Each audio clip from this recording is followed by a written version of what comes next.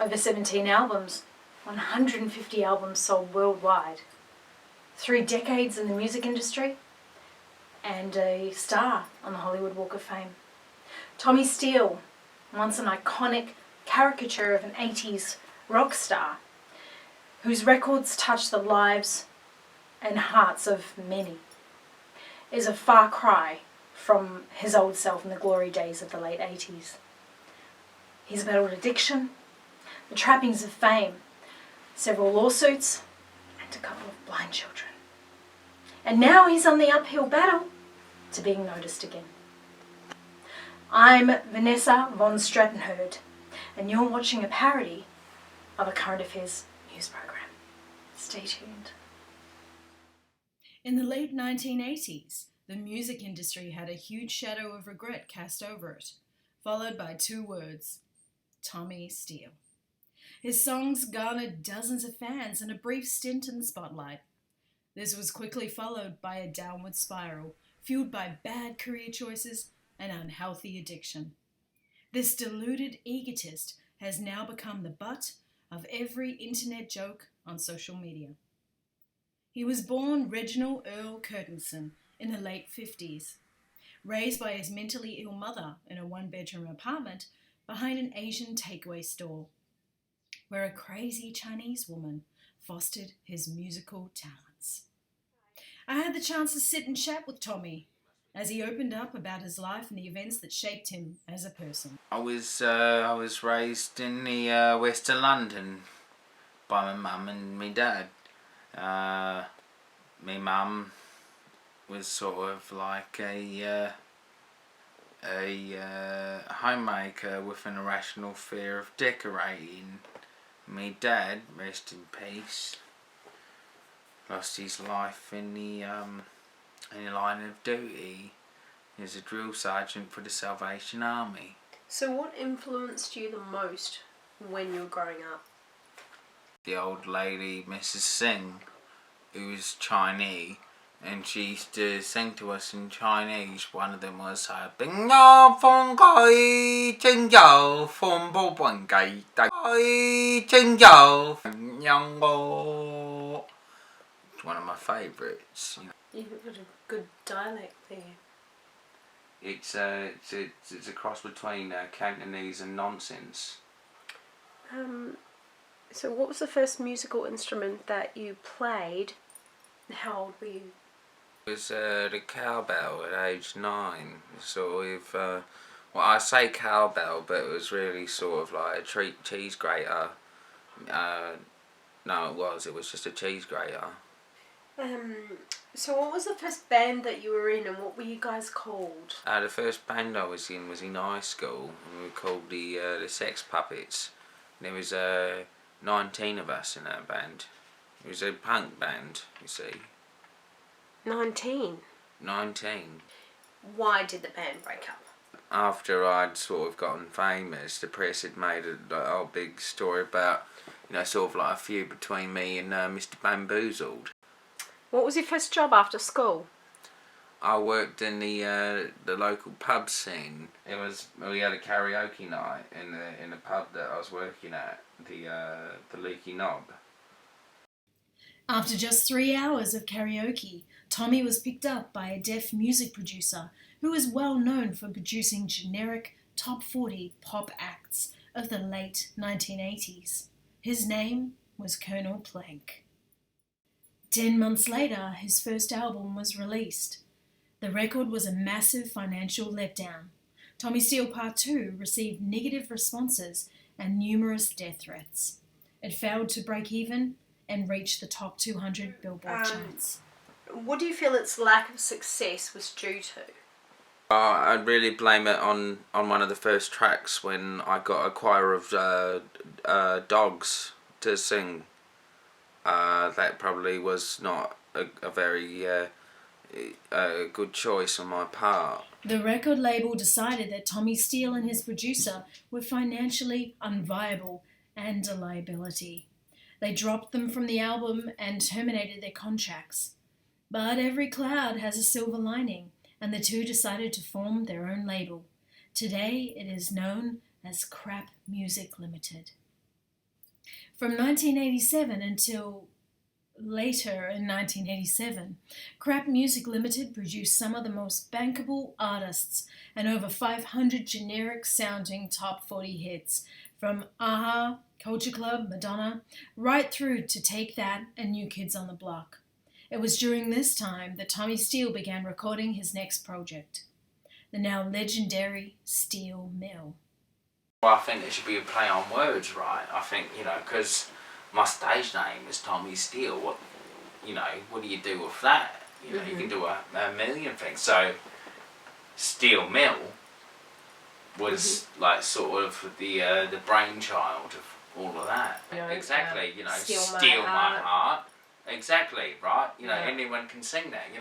You steal my heart with a steel knife.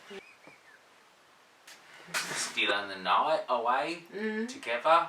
And there was that hit as well, Steal Your Furniture. Steal my furniture. Steal my furniture. Nah, mate, I'll steal your furniture. Which was sort of like a Weird Al Yankovic sort of like tribute. Yeah. Like a banter back and forth. Yeah. It was a bit of a banter back and forth, and there was also my rock opera, Steel O Queen. The album proved to be a financial success, selling over 4 dozen records just in the world alone. A lot of the time it was hard to deal with because it happened in such a quick, short time. Like people say, overnight. It wasn't actually overnight. A lot of people think it was more like over like a period of 6 months or something. So how long into your tour of Africa did you notice the addiction of multivitamins was starting to take hold of you? About one day. Tommy Steele was a stereotypical rock star. Money, fame, and now an addiction to multivitamins. I'll just play one of my songs for the old YouTuber. It goes like this.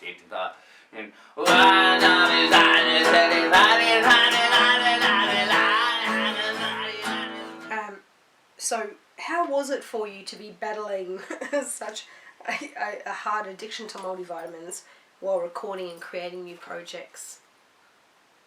Wow. It's like this, love, One day you're taking 12 multivitamin pills a day, and the next day you're sort of like snorting protein powder off a Labrador's back. It's a vicious cycle. And like, I don't want people at home, like kids to see us and go, oh wow, Tommy Steele, he's really cool, let's go do multivitamins. Tommy, I don't think that they'll think that. Why not? With his sophomore album under his belt and now hundreds of dollars in his pocket, his next musical projects proved to be disaster after disaster. I had a couple of albums that didn't do quite so well after Steel Mill. It was Sergeant Capsicum in the Lonely Bones Club band, the Dark Side of the Wall, Pink album, which didn't do too well. As Tommy Steele began to fade away into his addiction, so did too his music into obscurity. His last album, Dark Side of the Wall, was labelled a blatant plagiarism on pop culture and didn't even manage to sell 1 copy. During the next 2 years, Tommy Steele decided to try his luck in other industries. This included him trying to be an actor in several E-grade movies. Mr. Steele Goes to Wellington, The Undergraduate, Debbie Does Dunedin, and Stealing Private Ryan. So at this point in your life, your records, they weren't selling. You're addicted to multivitamins.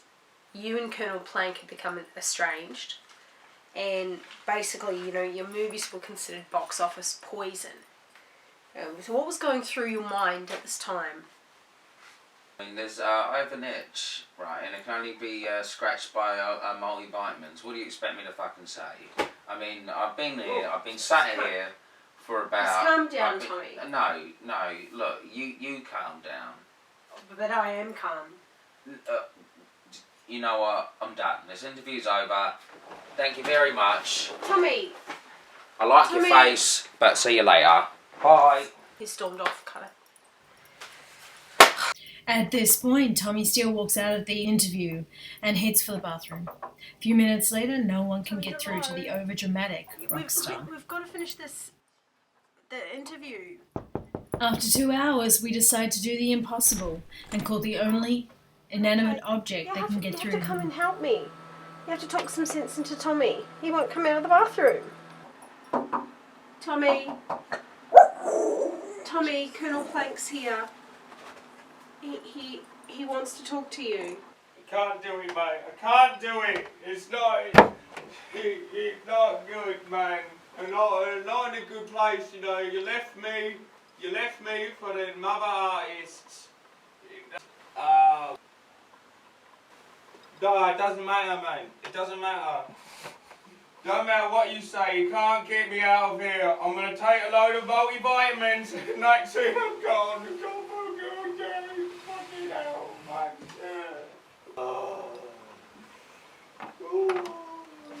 Oh, that's it, man, that's it. Where are you? Oh, he's getting so much. Oh, you're my bestest friend. You're my bestest friend. You're my one friend. You're my one friend. Tommy Steele is recovering from his past, his demons, his lack of success, and his addiction. But this once mediocre 80s rock icon has finally come full circle and is about to perform his first performance in over 13 years. That's interesting. If there was one word that would sum up your life, what would that word be? Haberdashery.